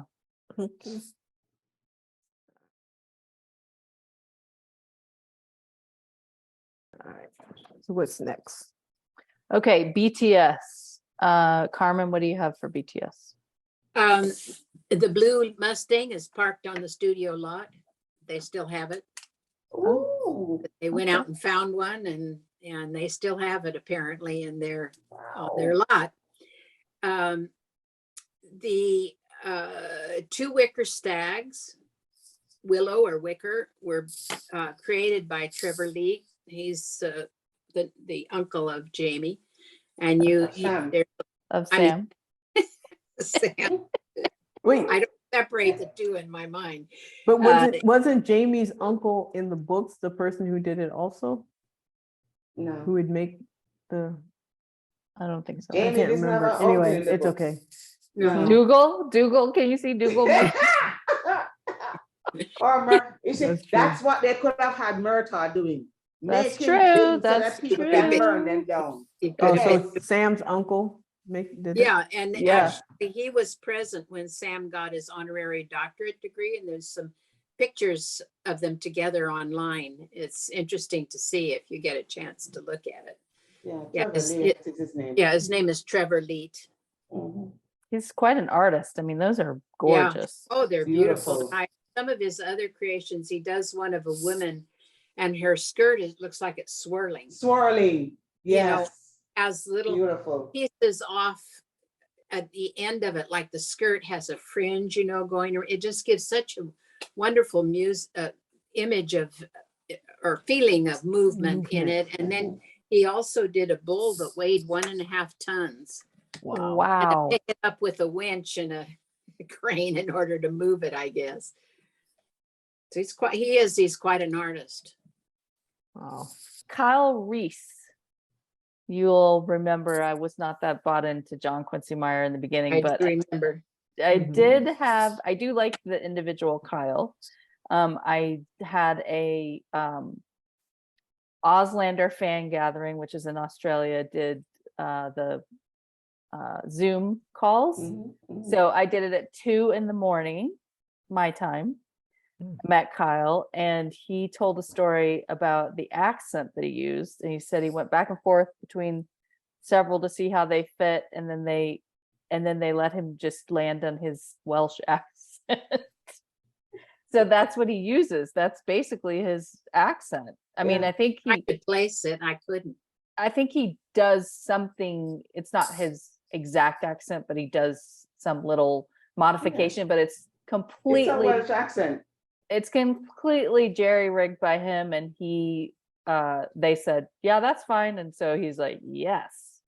He didn't have to do the American like French pioneer accent or Mhm. whatever. So Yeah, which most people at that point didn't even have. They don't even know what it really It sounded. was like yeah. I don't know if you guys noticed when Jamie's cleaning the horse's hoof and he's talking to Claire, when I don't know if you guys noticed, the horse like leans down and starts to kind of rub his head on his butt. Well, horses are famous. I'm sure there were many takes, and that horse is like, why do I have to stand here with my head itches? And they can really get going and like knock you over. I bet you there's some good bloopers in that. Yeah. Horses have metal shoes on. The last place you want to be on a horse is in a lightning storm. Mm. And most people who ride know that, because you're sitting up, you're basically a lightning rod with a metal grounding. Connection to the ground. Yeah. Mm. So you want to get off your horse and not even stand under a big tree. You want to find some like medium-sized saplings and stand under those with your horse a little bit away from Far away. You're gonna Yeah, get so- I don't want to go with you. So Claire and Jamie racing around, because lightning likes movement and it likes metal. So with their horses was not a very good idea. Wasn't there some lightning horses thing in one of the books where they got off the horse and sent the Yeah, horses away? where the bear, they're trying to get the ghost bear at the village, the Tuscaroran village, and Mhm. the Sent it lightning away. hurts one of the horses quite bad, Oh. Quite badly, if yeah. I remember. Yeah. right. Oh, it does strike the horse. It struck Yeah. the horse. Okay, yeah. well, it's because it has metal shoes on. So I thought it was interesting in the script, that last scene after they find the strawberries and they have that conversation.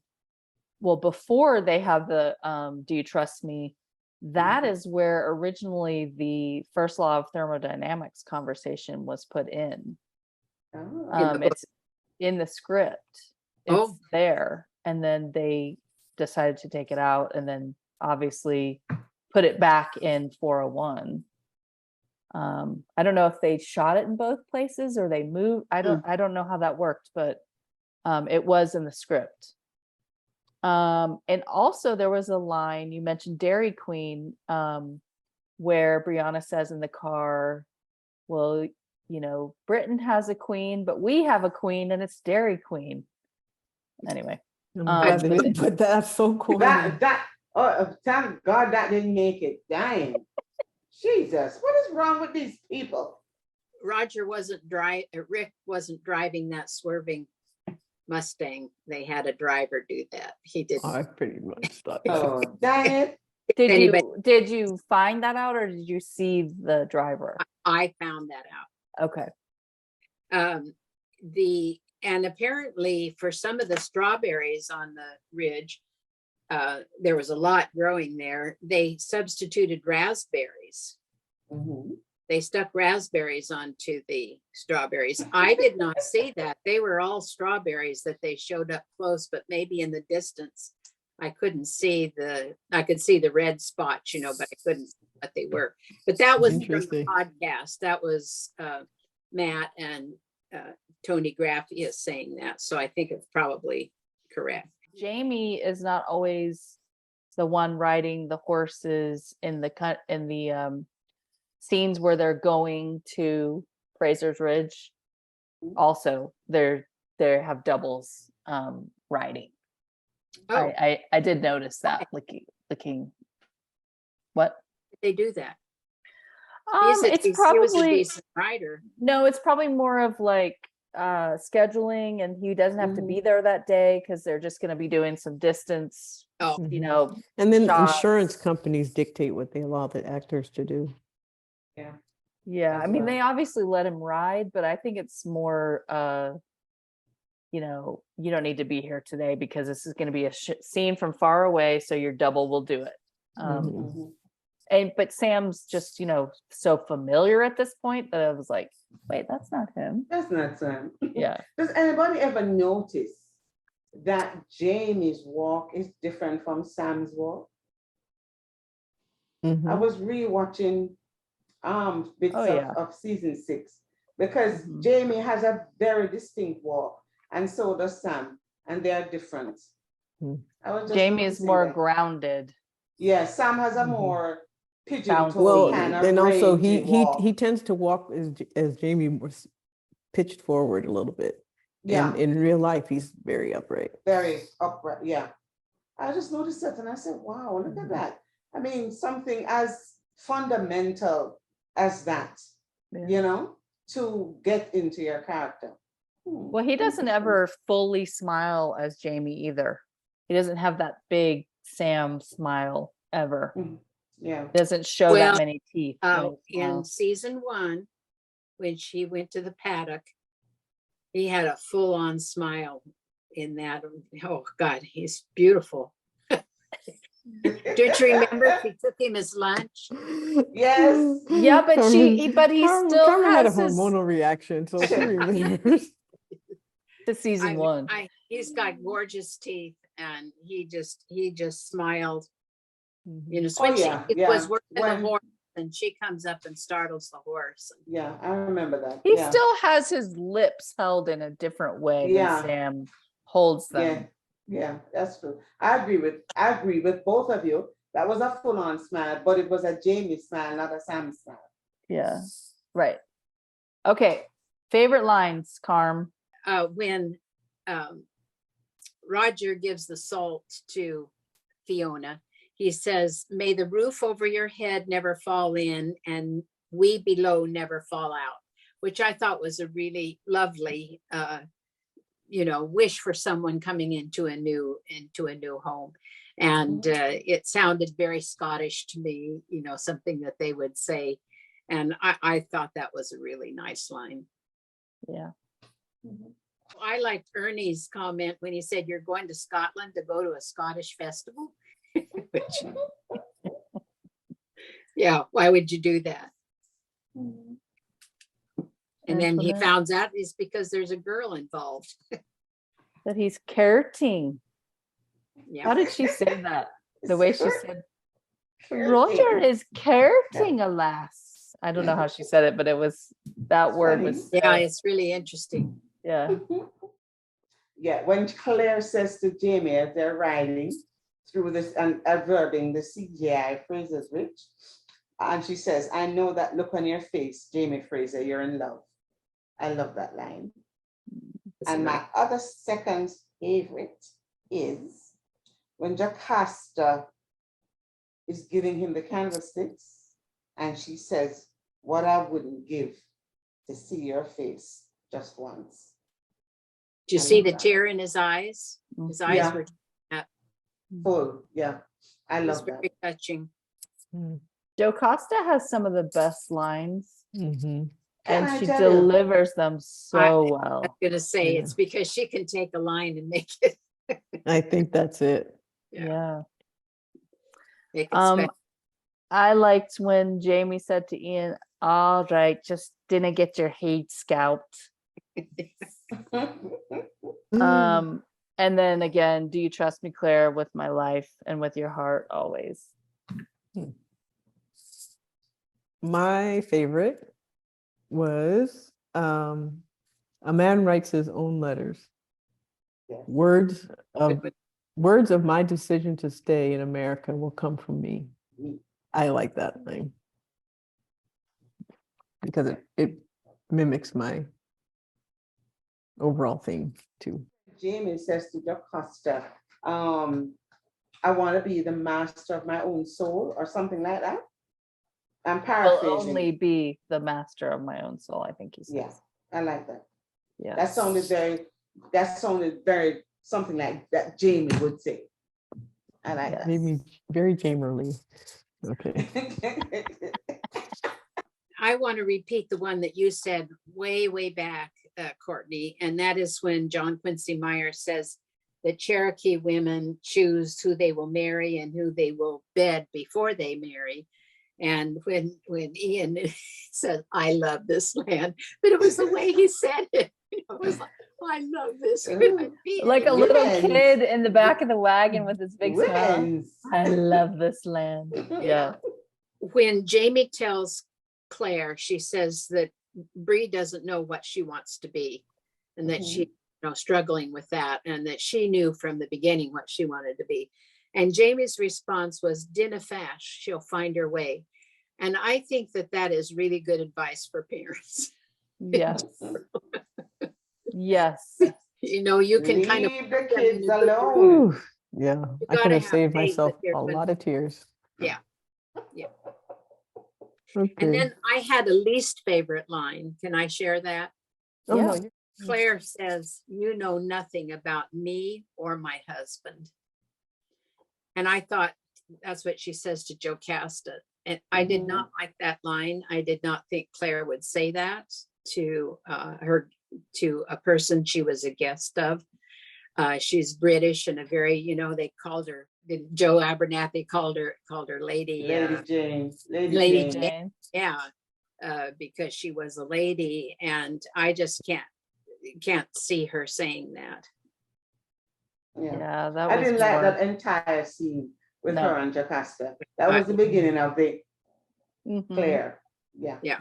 Well, they cut out a scene at the very beginning where she has a rant on the porch before the whole thing starts. And I thought it was much more powerful just to have her looking over what happened the night before and just being so distraught about it, instead of, a preachy something or other that, Yeah. yeah, I actually did work for me to have Jocasta sort of put her in her place. I liked that. Okay, standouts. Carm. I guess Jocasta. Yes. I love John Bell. I love Ian in this episode. I think that's where my love affair with Ian started, in this episode. No, I tell a lie. No, I loved him from before, but I loved him in this episode. I thought John Bell really, physically he does nothing like the Ian of the books, but he has caught that spirit of Ian, especially when how he relates to Jamie. So he was a standout for me. I like the wicker structures. I thought they were fabulous. Yeah. I love those. So those were my standouts. Okay. I'll say Maria Doyle Kennedy and the sets and the costumes and the music. Okay. You just listed all mine. The standout from River Run, the set of River Run, Oh, me yeah. was the standout. Beautiful. It's just beautiful, beautiful, beautiful. And again, of course, the musicians, because they were actually playing. Yeah. So Awesome. Okay, big themes. Well, I thought there were a couple, but the one that I would mention is the origin, that gives us the origin of Fraser's Ridge, how it came to be where it is, how they found it, and what it's going to become for a substitute laird. He's going to become a substitute laird for his land grant, with his land grant. So I thought that was one of the big themes. I was watching the episode again. What came to me is what does love look like? Because if you look at Roger and Bree, Roger says that he loves Bree, but his love comes with structures. She has to respond a certain way in order to validate his love. Because when she doesn't respond the way that he wants her to respond, he says, "You don't love me." So his love is not unconditional. It comes with expectations. And if those expectations aren't met, then all bets are off.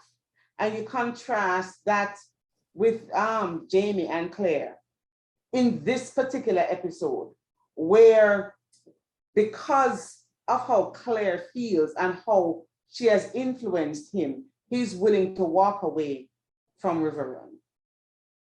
He's willing to walk away from River Run. And also when he says that line about, I would give you the world, lay the world at your feet, but I have nothing to give you. It's all about what his love looks like is pouring out of himself. It's an outward thing towards the people that he loves. Whereas Roger's love is, it's all about me. And if you don't respond to me the way I expect you to respond, it means you don't love me. So that's what I came away with, how different love looks between the two couples in this particular episode. That's good. That's very good. Okay, well, my big theme is if you do a really bad adaptation, then you assassinate the characters. And I just... Jail for you. Well, it's a missed opportunity. Then the whole thing has to recover from that. And it didn't bother me as much when I watched it just the first time. And I remember people getting really upset about Roger. But this time, looking at it analytically, I was really like, wow, they really did a disservice to this story and these characters in this episode with the Ottertooth storyline and the Roger and Bree, the beginning of their relationship.